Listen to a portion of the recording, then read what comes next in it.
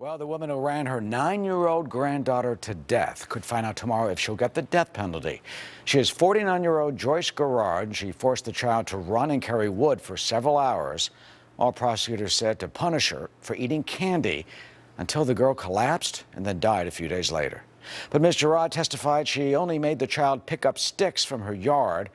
The jurors did not buy that defense. So should she face the death penalty? Defense attorney, former prosecutor Robert Schlack joins us, and trial attorney Rachel Self. Robert and Rachel, this is such a horrendous, heartbreaking, horrendous case, just repulsive for what this woman did. It's an absolute tragedy. I mean, anytime a 9-year-old girl dies, it's a very sad day. And then when you find out that she was killed by a family member, let alone her grandmother, when the grandmother's supposed to be the most trusted confidant of a little girl, it's a real sad thing. Does she deserve the death penalty tomorrow? Absolutely not. I actually don't think she deserves the death penalty. The death penalty is reserved for the most heinous crimes. The legislative intent behind it was for people with true evil thought, and that was not this. It's not intended for reckless behavior, which was what this grandmother did. Well, I mean, is it evil, Robert, if you have your adoring, look at that face, your adoring little granddaughter, and you're punishing her with such abject ignorance of any type of human decency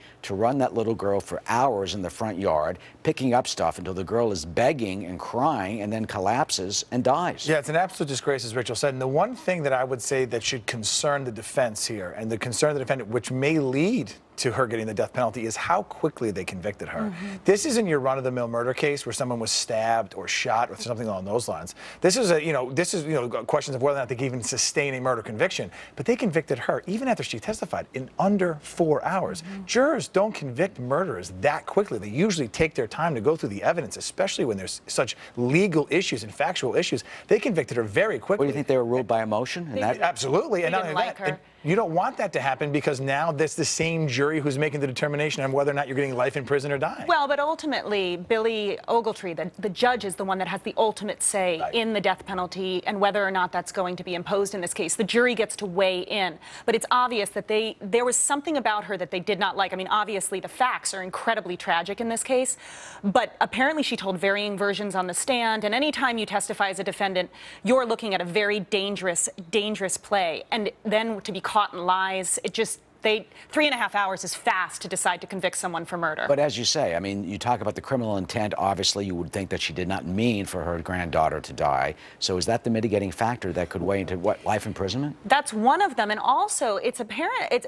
Apparently the hospital where the little girl was treated, there might have been some issues there with how they tried to save her and whether or not they did everything they could do to save her. So that could also be a mitigating factor. Right. You're going to have both sides. The prosecution is going to put in their aggravating factors, defense is going to put in their mitigating factors, and obviously when you get to this stage, there are a lot of things that the jury didn't hear at the trial that they're going to now hear, which could obviously change the manner in which they view the evidence and the facts to make this determination. But as Rachel said, yes, I mean, you're going to bring out things with the hospital, and the question is also going to be, where does the family stand here? Are they going to support the grandmother? Are they going to give victim impact statements that could potentially sway the jury to not give the little girl's stepmother herself is awaiting trial for murder because she was apparently present when the grandmother was running this child around and complicit in the behavior.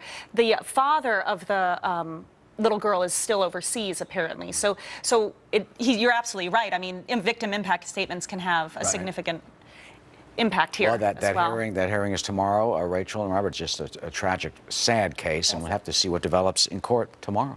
Thank you for joining us. Thank you for having me. Barthel.